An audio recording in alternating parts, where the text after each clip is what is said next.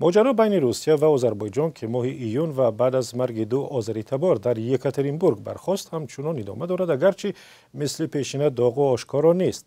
مقامات روسیه میگویند آذری‌تباران شهروند روسیه بودند و کسی نباید به این مسئله کاردار شود. اما حامیان حقوق میپرسند که چرا مناسبت مقامات روسیه با شهروندان غیر روس در کشور دیگر است. همکارم خیرام وقازاده درباره این ماجرا با والنتینا چوپیک حامی حقوق مهاجران صحبت کرد و نخست پرسید که چرا ماموران امنیتی روسیه با مردم غیر روس اکثرا بیرحمانه رفتار میکنند. آنها نه با گمانبران، آنها با چنین شیوه با همه آنها رفتار میکنند که موی زرد و چشم کبود نیستند. باور دارم که آذربایجانی ها را به هیچ یک اتهام صادر کردن جنایت بازداشت کردند و باور دارم که پرونده جنایت تنها بعد کشتن آدمان پیدا شد. فکر میکنم که وقتی بازداشت آنها حمله بی اساس صورت گرفته است. این میتوانست یک تلاش محروم کردن صاحبکاران از درآمد در بازار و یا رید عادی نژاد پرستانه باشد که مقصدش غارت مهاجران و نمایش نیرو بوده است. в целях пограбить мигрантов и доказать, какие они крутые. همکارم از والنتینا چوپیک همچنین پرسید که چرا مقامات خود روسیه از بازداشت بیرحمانه و مرگ دو نفر که شهروندان خود روسیه بودند صدا بلند نکردند. Давайте мы с вами вспомним многочисленные случаи насилия над таджикскими оппозиционерами. بیایید نخست حادثه های اذیت و خشونت نسبت مخالفان تاجیک شهروند روسیه را به یاد می آوریم.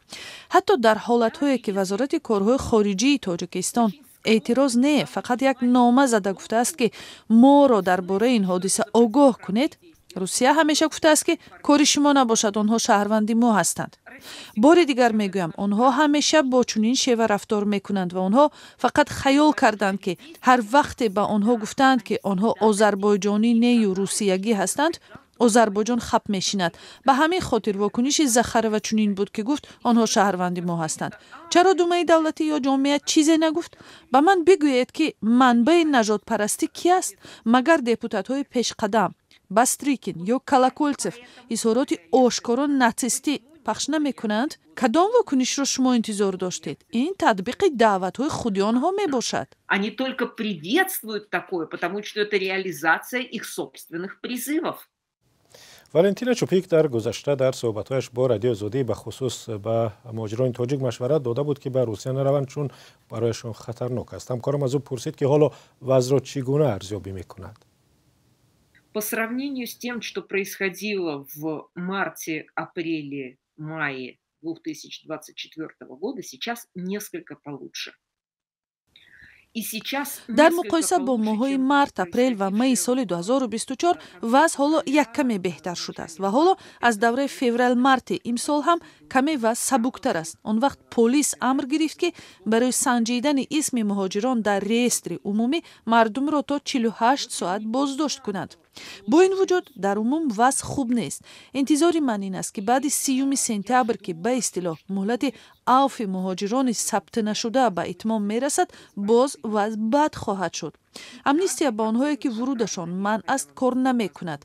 نشر مواد نژاد پرستانه که جامعه را زهرآلود و برای خشونت علیه مهاجران میشوراند دوام دارد. فکر می کنم که آخر ماه سپتامبر پیش از تمام شدن مهلت به اصطلاح عوف موج نوبتی سرکوب‌های ضد مهاجران بالا میگیرد. И так множество нацистских публикаций, которые расстравляют общество, ориентируют его на агрессию в сторону мигрантов. Но я думаю, что в конце сентября, перед окончанием этой так называемой амнистии, у нас будет еще один всплеск. والنتینا چوپیک حامی حقوق مهاجران با رادیو آزادی صحبت میکرد. گفتگوی مفصل با او به زودی در وبسایت azadi.org نشر می شود.